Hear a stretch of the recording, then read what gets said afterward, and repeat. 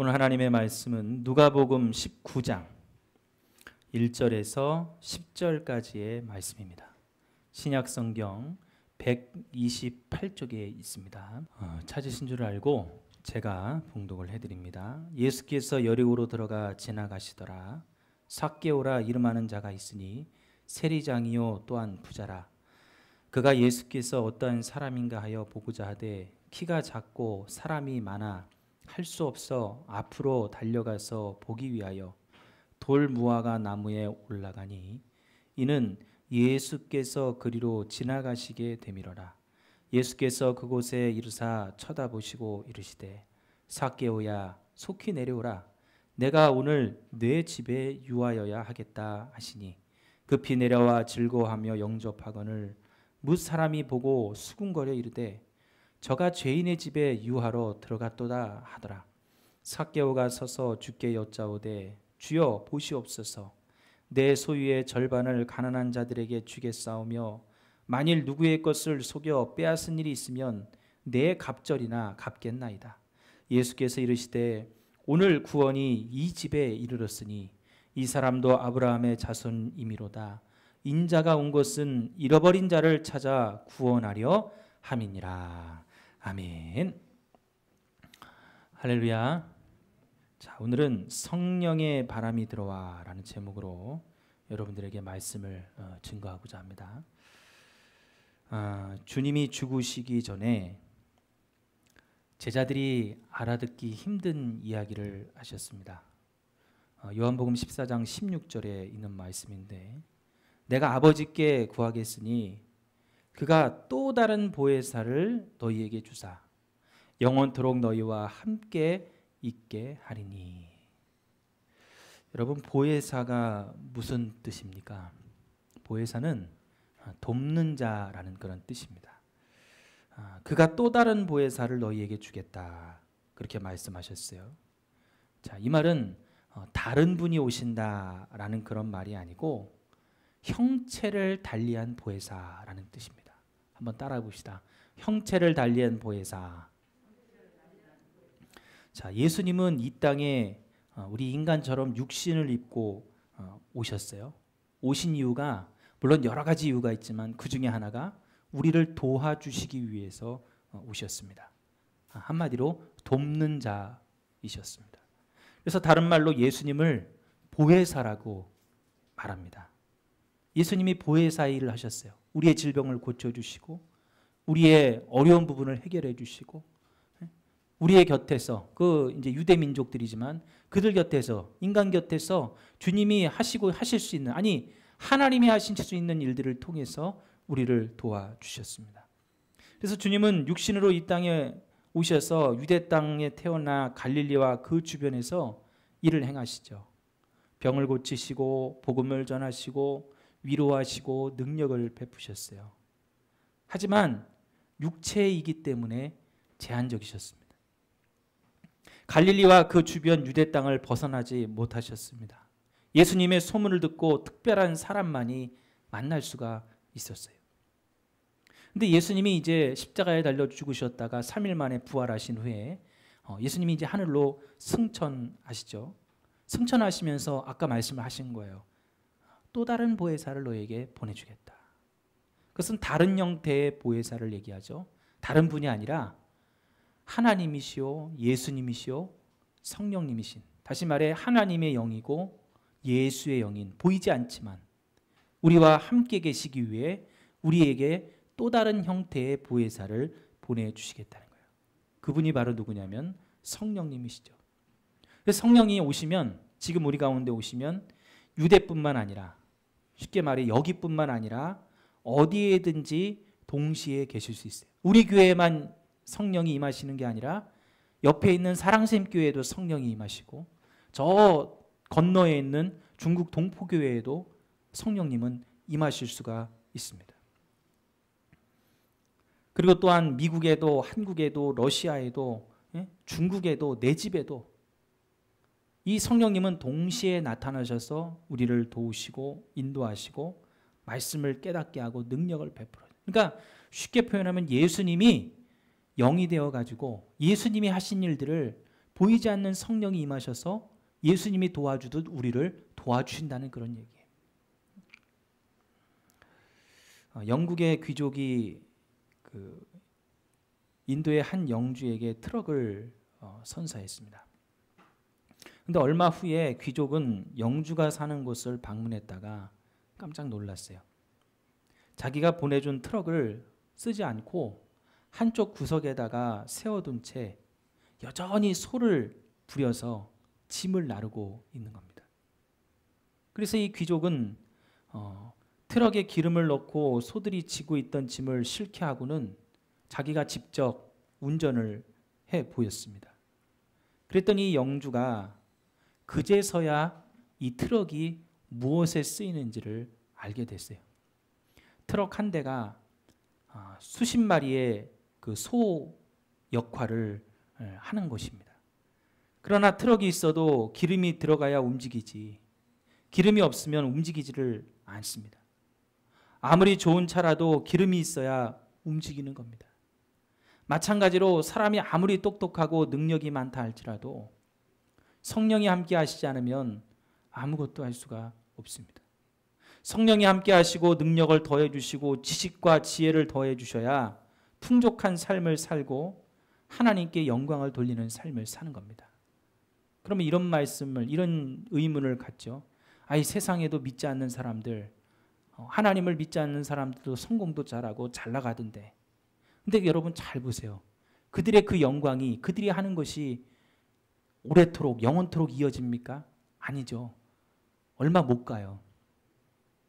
금방 자기들이 쌓아놓은 그 탑들은 바벨탑 무너지듯이 언젠가는 무너질 때가 온다는 겁니다. 그러나 성령이 함께 하시면 내가 쌓지 않고 하나님이 쌓으시기에 그것은 기간이 길고 오래 갑니다. 하나님이 지켜주시고 붙들어 주시는 거예요. 그래서 성령이 나와 영원토록 함께 계셔야 은혜로 나를 보호하시고 지켜주시고 또 약속을 통해서 우리에게 그러한 일들을 행해 주시는 일들을 우리가 볼 수가 있는 겁니다. 자, 오늘 제가 이 성령에 대해서 여러분들에게 말씀을 드리려고 하는데, 여러분 사람에게는 4가지의 병이 있습니다.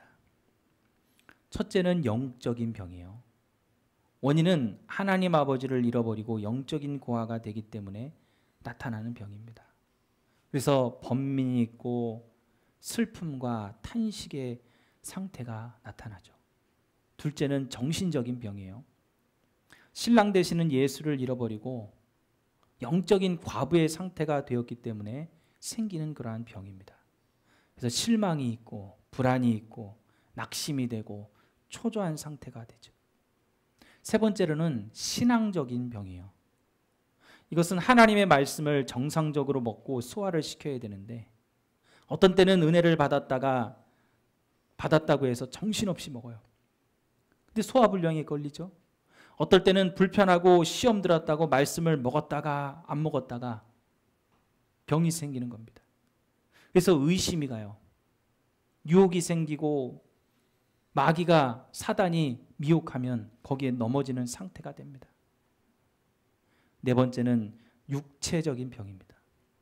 성령의 인도함을 받지 않고 자기 고집대로 돌아다니다가 생기는 병이죠. 그래서 오늘날 병이 없는 자가 없습니다. 이 병들이 왜 찾아옵니까? 우리 마음에 완악함이 있기 때문에 그래요. 그 완악함을 없애야만 이 병들이 치유되어지는데, 그 완악함을 누가 없애느냐? 바로 성령이 없애주시는 겁니다. 여러분, 내 안에 인간이기에 악독이 있어요. 제가 저번 주에도 말씀드렸죠. 인간은 죄의 그 본성이라는 게 있기 때문에 예수 믿고도 성령을 받고도 죄의 유혹을 항상 받습니다. 죄를 지을 수밖에 없어요. 하지만 내가 성령 받지 않으면 그 죄로 말미암아 나는 썩어질 인생이 되는 거예요. 나는 무너지고 망하는 거예요. 근데 지금 내가 성령을 받았기 때문에 지금 이만큼이라도 하나님을 섬기며 살아갈 수 있는 거예요. 내가 지금 이만큼이라도 하나님을 찬양하고 내가 지금 이만큼이라도 하나님을 경배하고 내가 지금 이만큼이라도 하나님을 앞에 찬양 드리고 나아갈 수 있는 삶은 성령이 내 안에 거하시기 때문이에요. 자, 오늘 본문에서 성령을 통해 완악함을 없앤 사람을 소개하고자 합니다. 이 사람도 처음에는 병든 사람이었어요. 그 사람이 삭개오라는 사람이죠. 삭개오는 1세기경에 여리고에 살았던 타락한 세리장이었습니다. 그리고 그는 여리고에 들어가시는 예수님의 소식을 듣고 호기심이 생겼어요. 이 삭개오가 얼마나 악독하냐? 그 삭개오는 유대 민족의 대표적인 인물이에요. 유대인들이 미국에 있는 돈의 절반 이상을 다 가지고 있죠. 그들이 다 그렇게 소유를 하고 있어요. 왜 그렇게 돈이 많습니까? 유대인들은 고리대금업자들이에요. 그 일로 돈을 벌었어요. 그러니까 지금 말하면 사채업자들이죠. 남에게 돈을 빌려주고 달러 이자를 받아버리는 거예요. 그것을 가지고 그들은 부유수로했어요. 그래서 지금 저 미국이란 나라의 경제의 반 이상, 절반 이상의 그 경제권을 다 유대인들이 쥐고 있죠. 그러니까 지금 이 타락한 세기장의 모습이 어떻게 보면은 유대인들의 대표적인 모습이었습니다. 그래서 남의 등을 쳐먹고 속여서 남의 것을 빼앗고 거기에 더 타락한 사람이 바로 삭개오였는데 이 삭개오가 예수님에게 호기심을 갖게 된 거예요. 예수님의 이야기를 듣고 예수님이 지나가시는 곳으로 찾아갔는데 이 삭개오의 단점이 뭐냐면 키가 작았어요. 그래서 예수님이 보이질 않아요. 사람들이 다 서 있는데 사람들의 머리 하나만큼 더 작으니까 삭개오가 도대체 예수님을 볼 수가 없었습니다. 그래서 예수님이 어떠한 사람인가 보고자 하지만 볼 수 없자 이제 머리를 쓴 거죠. 돌 무화과 나무에 올라갑니다. 예수님이 그리로 지나가고 있었거든요. 막 사람들의 그 뒷속을 막 달려가가지고 그 돌 무화과 나무 쪽으로 올라갔어요. 예수님을 보려고. 그러자 예수님이 지나가다가 돌 무화과 나무 위에 올라가 있는 삭개오를 보시고 그를 쳐다보시면서 말씀하시죠. 삭개오야 내려와라. 오늘 내가 내 집에 유하여야겠다. 오늘 네 집에서 잘 거야. 내가 오늘 너 집에 들어갈 거야. 신방을 좀 가겠다. 말씀하시죠. 삭개오가 놀랐어요. 사람들은 다 나를 싫어하는데 예수님이 지금 자기 집에 찾아오겠다는 거예요. 그래서 즐거운 마음으로 영접을 하고 너무나도 기뻤어요. 예수님을 만나니 이 삭개오의 마음이 변화가 되었습니다. 지금까지 타락한 세리장이었는데 예수님이 자기 집에 오자 갑자기 난데없는 고백을 하기 시작하죠. 소유의 절반을 팔아서 가난한 자들에게 나눠주겠습니다. 내가 누구의 것을 속여서 빼앗았으면 4배나 갚겠습니다. 그러자 예수님 뭐라고 그래요? 구원이 이 집에 임하게 되었다라고 오늘 말씀하시죠. 자, 오늘 본문에서 우리에게 중요한 것을 알려주는 상징이 하나 있어요. 그것은 삭개오가 올라간 돌 무화과 나무입니다. 돌 무화과 나무는 가지가 넓게 퍼지면서 자라는 튼튼한 나무인데 줄기가 짧아요. 큰 가지가 낮아서 오르기가 쉬운 나무입니다.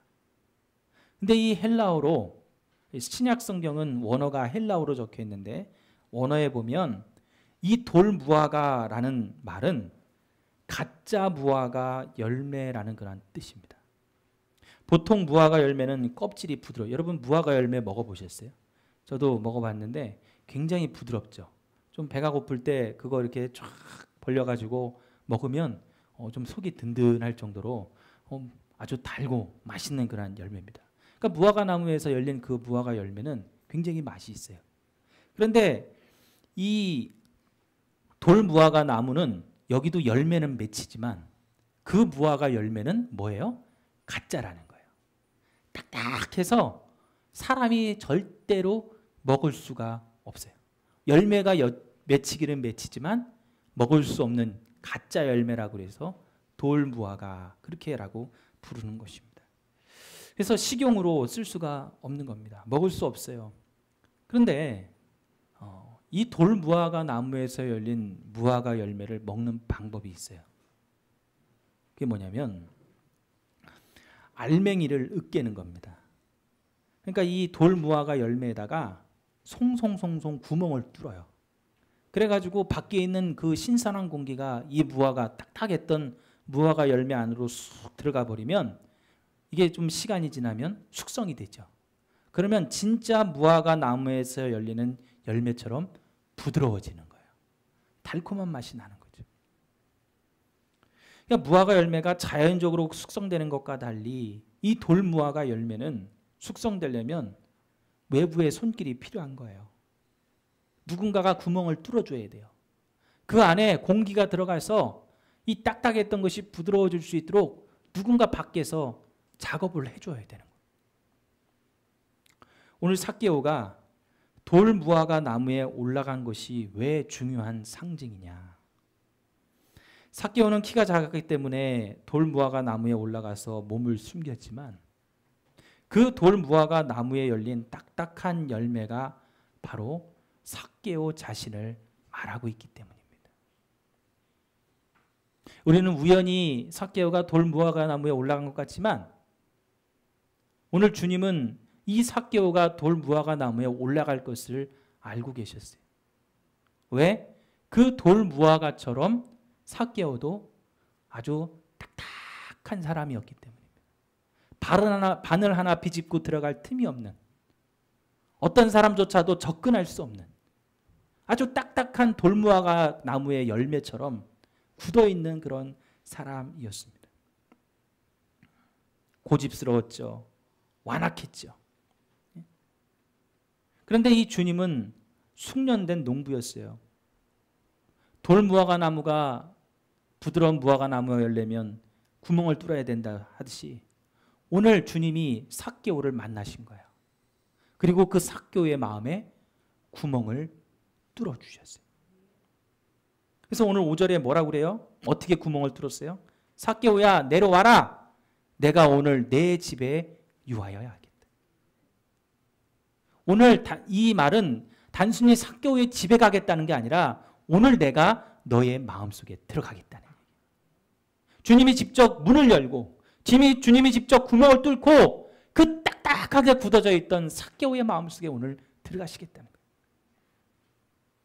삭개오는 그 말을 듣는 순간 깨닫기 시작했어요. 여러분 예수를 믿을 때, 하나님을 믿을 때 그런 분들이 있죠. 어떤 분들은 점점점 이렇게 가다가 회개도 하고 내가 죄인인 걸 깨닫고 그러면서 은혜도 받으면서 점점 하나님의 자녀로 변화돼가는 사람이 있는가 하면 어떤 사람은 정말 순식간에 그냥 머리에 번개가 팍 치듯이 예수님에 대해, 하나님에 대해 깨닫고 그 순간 변화되어지는 사람, 뒤집어지는 사람도 있어요. 오늘 이 삭개오가 바로 그런 사람이었습니다. 예수님의 말 한마디에 그 딱딱했던 마음에 구멍이 뻥 뚫려가지고 예수님이 들어갔더니 그 딱딱하고 완악한 마음이 놀랍게 부드러워지기 시작했습니다. 쉽게 말해 성령의 바람이, 외부의 신선한 공기가 그 가운데 들어가게 됐죠. 삭개오의 마음이 녹아져서 부드러워졌습니다. 그 순간 주님의 사랑도, 주님이 죄인인 자신을 찾아와서 자기의 집에 들어와 주신 것도 너무나 감사한 거예요. 저 세상에서 경찰들에게 잡혀가는 사람들, 죄를 짓는 사람들이 자기가 죄 짓는 걸 모를까요? 그렇지 않습니다. 죄 짓는 거 다 압니다. 자기가 죄인이라는 거 다 알아요. 근데 자기도 그 죄를 어떻게 할 수가 없어요. 해결할 수 없어요. 멈출 수 없어요. 그래서 죄를 짓는 거예요. 오늘 삭개오도 자기가 알았어요. 자기가 다른 사람을 속여서 부당이익을 취하는 것을 알고 있었고 자기가 죄인이라는 걸 알고 있었어요. 근데 그런 죄인인 것을 알고 있음에도 멈출 수가 없었는데 예수님이 자기를 찾아와 주는 순간, 성령의 바람이 자기에게 들어온 순간 이 삭개오가 완전히 다른 사람으로 변화되었습니다. 사랑하는 성도 여러분, 오늘 저와 여러분들의 마음을 한번 살펴보십시오. 아직도 딱딱한 껍질이 나를 둘러싸고 있지 않습니까? 아니, 내 겉모습은 사람들 보기에 부드러운데 혹시 내 마음은 딱딱하게 어떤 껍질로 나를 둘러싸고 있지는 않습니까? 차갑고 완악한 마음이 여러분 속에 있는 거 아니에요? 그래서 나를 모르는 사이에 영적이고 정신적이고 신앙적이고 육체적인 병이 내 가운데 생기고 있는데도 내가 그것을 무시하고 외면하고 있는 것은 아닙니까? 여러분, 이것은 혼자만의 힘으로 해결할 수 없어요. 외부의 손길이 필요합니다. 도움의 손길이 필요한 거예요. 바로 성령의 도움이 필요하죠. 성령의 바람이 내 영혼과 내 마음에, 내 삶에 불어 들어와서 단단하고 딱딱한 나의 마음을 부드럽게 녹이고 또 나를 만져주시는 역사가 나타나야 됩니다. 그래서 성령의 생기의 바람이 내 안에 들어올 때 하나님의 능력이 나타나는 것이죠. 아주 오래된 일입니다. 장관도 하고 명지대학교 총장도 했던 정근모 장로님이라는 분의 간증이에요. 집이 없는 사람들에게 집을 지어주는 헤비타트, 여러분 아시죠?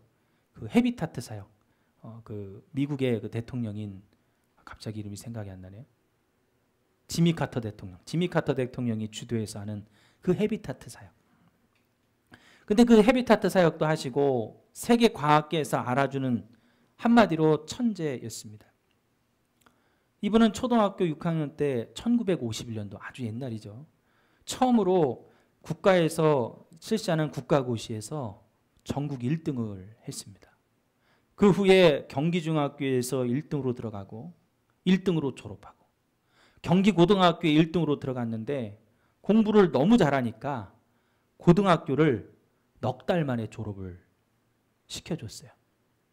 그 후에 서울대학교 물리학과를 마치고 미국의 미시간 대학에서 석사도 안 거치고 바로 박사학위를 2년 만에 취득을 했습니다.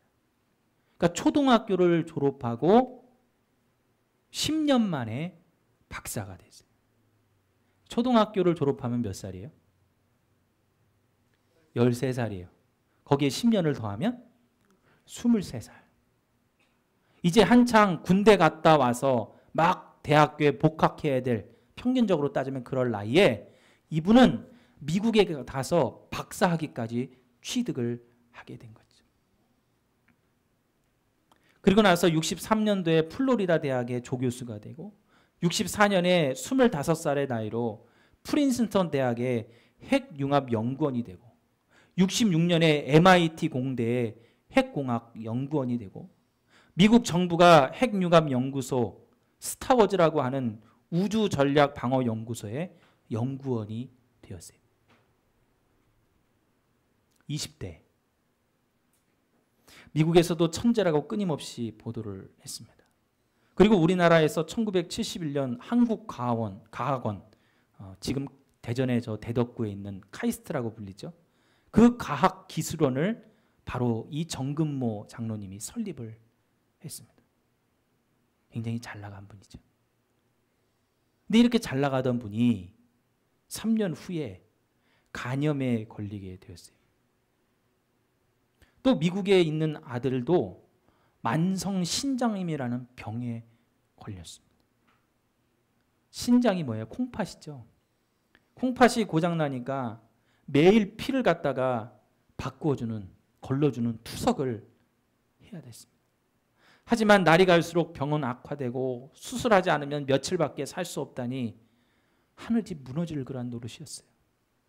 그래서 이 정근모 장로님이 아들에게 자기의 신장을 떼어주었어요. 이 신장 콩팥은 사람이 2개를 가지고 있어요. 그래서 하나를 떼어줘도 살 수가 있습니다. 그래서 자기 거를 떼어줬어요. 수술은 잘 됐어요. 그런데 갑자기 황달이 온 거예요. 그리고 그것이 흑달이 돼버렸어요. 더 이상 살 수가 없게 됐어요. 약을, 그 간을 갖다가 살리고자 약을 투하면 간에 무리가 오고 투여하지 않으면 신장이 망가지고 이러지도 저러지도 못하는, 의사들은 최선을 다하지만 의학적인 방법으로 어떻게 할 수가 없는 거예요. 이때 당시 이분이 장로님은 아니었는데 예수님을 믿고 있었습니다. 그래서 이분이 할 수 있는 게 뭐예요?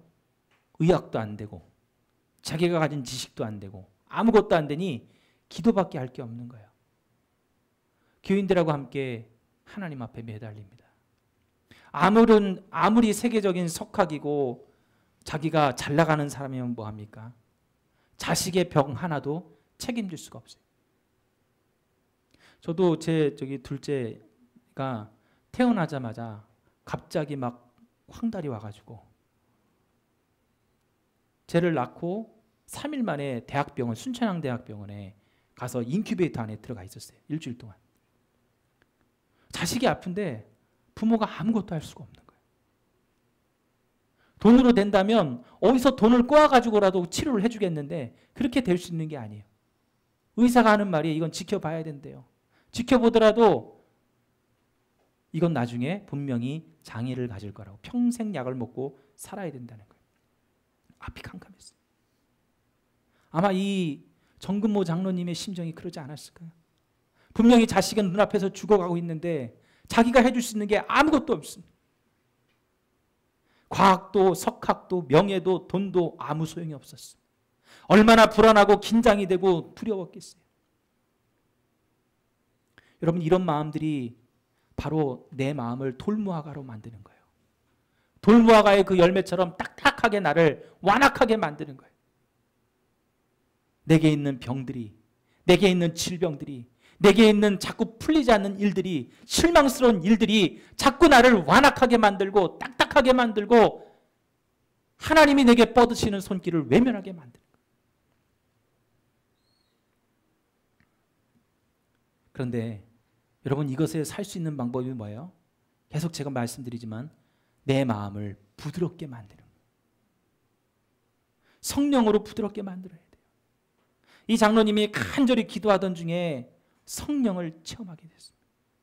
갑자기 아들은 그 앞에 죽어가고 있는데 자기도 지금 병을 안고 자기도 힘든 상황인데 성령이 자기에게 임하시고 나니까 평안이 오기 시작했어요. 하나님은 이런 절박한 순간에, 벼랑 끝에 서 있는 순간에 오늘 우리의 마음을 보십니다.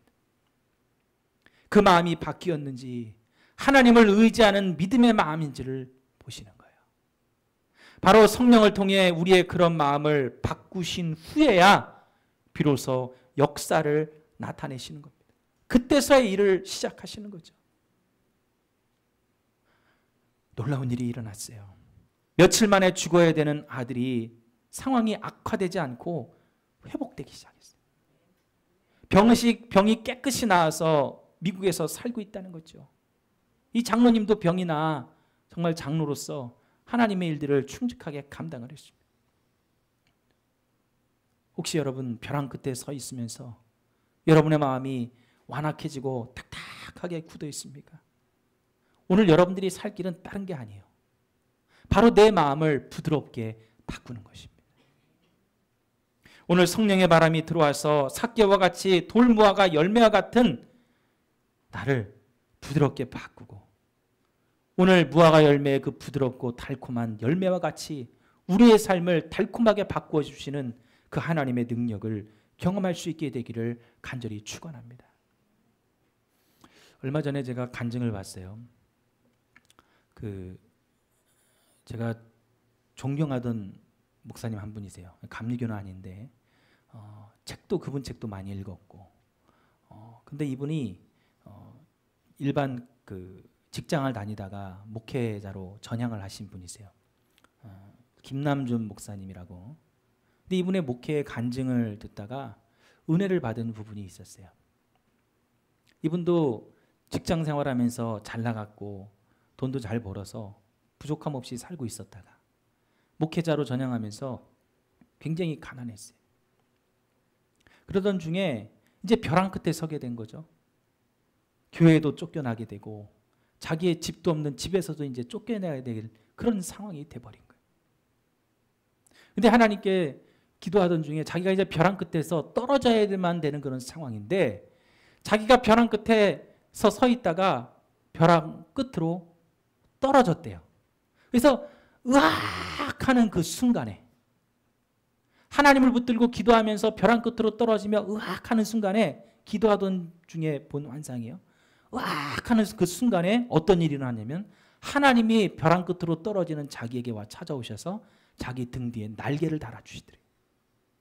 그러니까 벼랑 끝에 떨어져서 죽어야 되는데 으악 하고 떨어지는 순간에 날개를 달아주셔서 그 날개로 날아 올랐다는 거예요.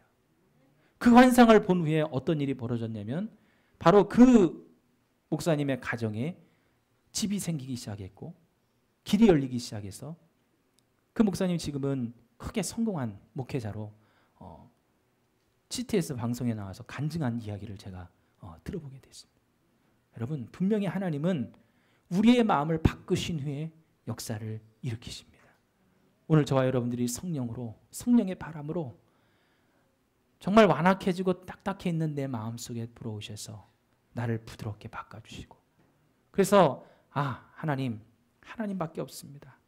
주님이 나를 붙들어 주셔서 지금까지 살아왔으니 앞으로도 나를 책임져 주시고 나를 인도해 주세요. 그 마음으로 하나님 앞에 나아갈 때 하나님 그 마음 보시고 여러분이 벼랑 끝에 떨어져도 여러분 등 뒤에 날개를 달아주셔서 다시금 독수리처럼 날아올라가는 역사를 만들어 주실 겁니다.